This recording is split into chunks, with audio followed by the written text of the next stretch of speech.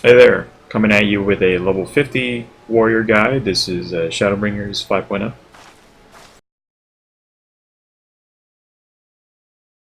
And let's start this off on the warrior up to level 50. First off, we have Holmgang at 42. Brace yourself for an enemy onslaught, preventing most attacks from reducing your HP to less than 1. It is instant cast with 240 second off global cooldown, duration of 6 seconds.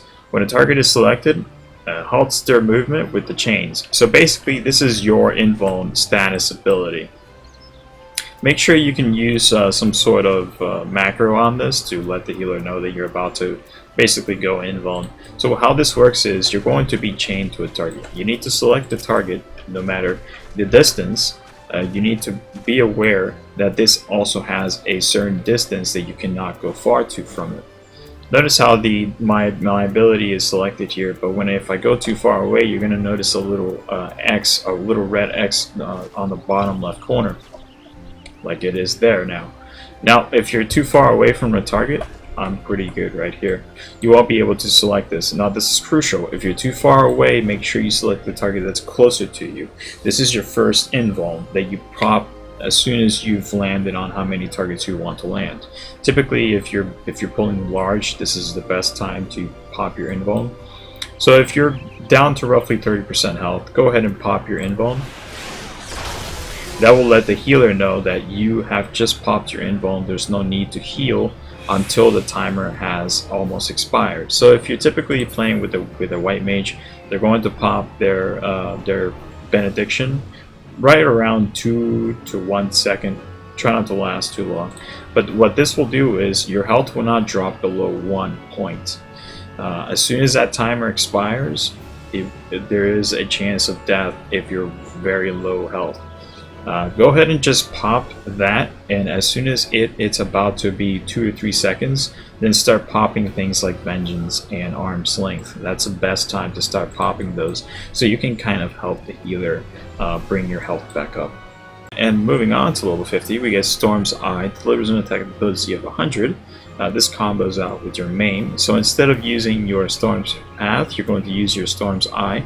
And along with your combo bonus of 380 potency, you're also going to increase damage dealt by 10% with a duration of 30 seconds. And this will also give you beast gauge of 10 points. This is instant cast with a weapon skill global cooldown, and this is what it looks like. So we're going to do our heavy swing into our main. Instead of doing our Storm's Path, we're going to do our Storm's Eye. With this ability, make sure this buff is on you at all times, constantly. Most of the time, you're just going to cast the Storm's Eye once, and then you're going to cast your Storm's Path twice. So that's pretty much the constant for Warrior up to level 50. Go ahead and cast these guys back to back. So you're going to cast your Storm's Path twice, and then you're going to recast your Storm's Eye once. At level 45, the unlockable skill, Steel Cyclone.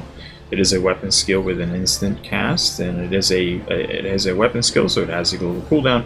Delivers an attack with potency of 220 to all nearby enemies. It costs a beast gauge of 50. Now this is similar to Inner Beast, but this is an AoE. Pretty much anytime you have 2 or more targets, you're going to use your Steel Cyclone instead of Inner Beast. Now mine is upgraded, which you will get upgraded yours as well much later on. But for now, go ahead and use your Steel Cyclone once you've pulled targets if you're at 50 beast gauge. And at level 50, we get Infuriate. Increases beast gauge by 50, maximum of 2 charges, can only be executed while in combat. It is instant cast with 60 second off global cooldown.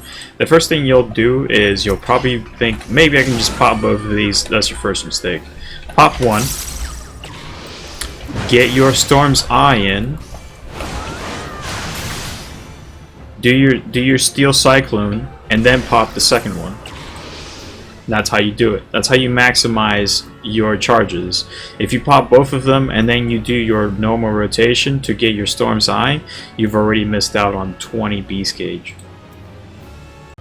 And speaking of beast gauge, at level 40, the Mythril Tempest will also extend Storm's Eye's duration by 10 seconds to a maximum of 30.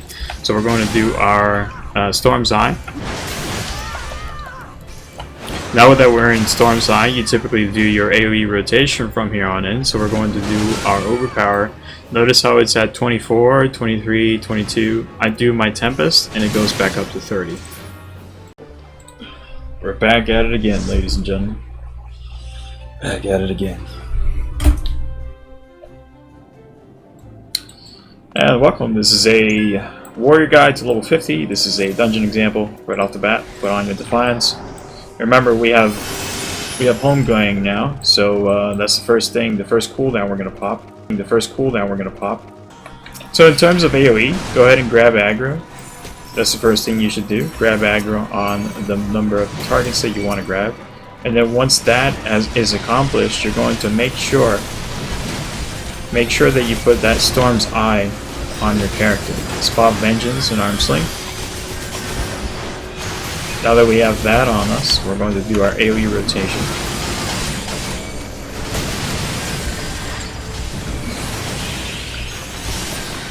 It's similar from level 40.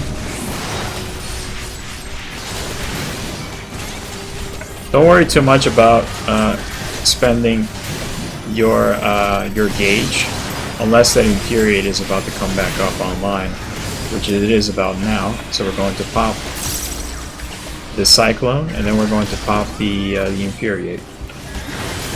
So I'm at 100. We're going to use our Inner Beast, and that's pretty good right there.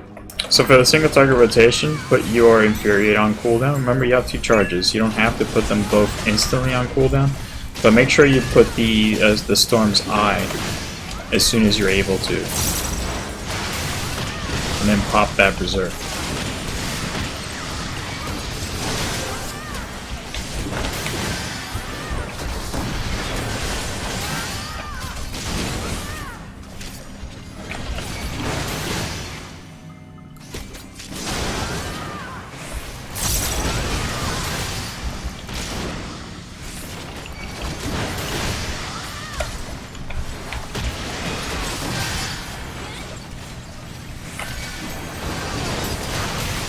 Maintain the Storm's Eye though.